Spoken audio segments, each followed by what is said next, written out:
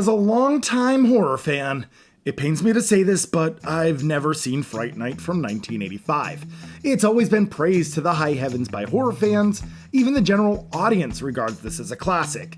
I don't know why, but for years I've held off on watching it. I knew the plot. I knew the scenes. I've heard and watched people talk about this movie to death. Maybe I felt like I've seen all the good parts already through the GIFs that I've seen or the reviews that I watched. So, after finally watching it, do I go against the grain and say that this movie sucks? Or do I agree with the general consensus that this is a lesser talked about horror masterpiece? Well, let's find out together. Welcome to the HellBound Horror Show.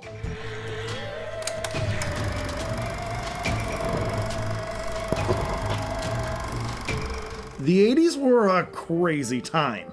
You had some seriously spooky slow horror films, but then you also had some crazy special effects heavy romps like Fright Night, Night of the Creeps, Killer Klowns from Outer Space, Return of the Living Dead, and The Evil Dead 2.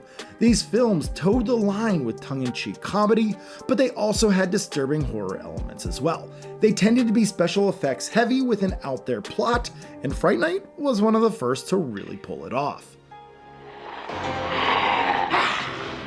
Fright Night starts with Charlie Brewster and his girlfriend Amy making out as some vampire movie plays on the TV. The vampire movie is hosted by Peter Vincent, who is an aging horror movie star. Peter Vincent is played by none other than Roddy McDowall. As Amy finally prepares to take that final step with Charlie, Charlie notices that someone is moving into the house next door, and they're putting a coffin in the basement. Well, since Charlie isn't paying attention to Amy, she leaves. Amy! The very next day, all the news channels talk about the murder of a few people. All of their heads were chopped off the exact same way. After doing some sleuthing, Charlie begins to believe that his new neighbor may be the one murdering all of these people.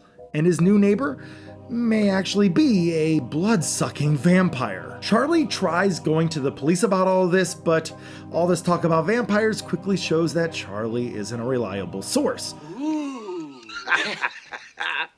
What are you talking about? Charlie must enlist the help of his friend Ed, as well as horror star Peter Vincent, to try to take down these vampires. Peter, of course, was only an actor, and he doesn't actually believe in vampires. That is, until he has a run-in with one.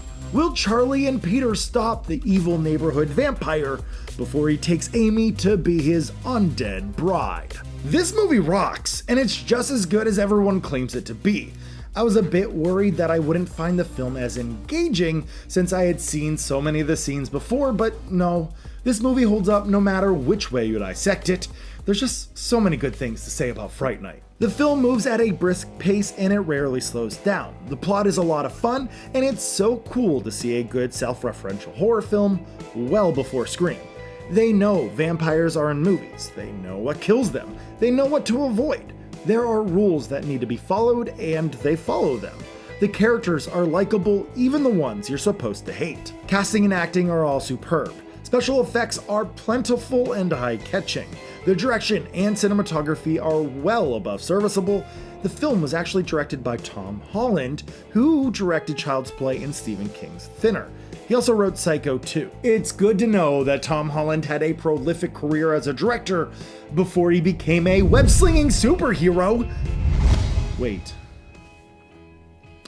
They're different people, aren't they? Same name, but different people. That's upsetting. Fright Night is a very 80s movie, which can be a good or a bad thing depending on what you're looking for. For me, it hit all the right notes of a good 80s horror tongue-in-cheek comedy with plenty of special effects. I can't believe I sat on this movie for so long. Oh crap! I was sitting on the movie again. Now, even though I sing its praises, I must admit that the film isn't perfect. There was a scene in a dance club that I felt was unnecessarily long.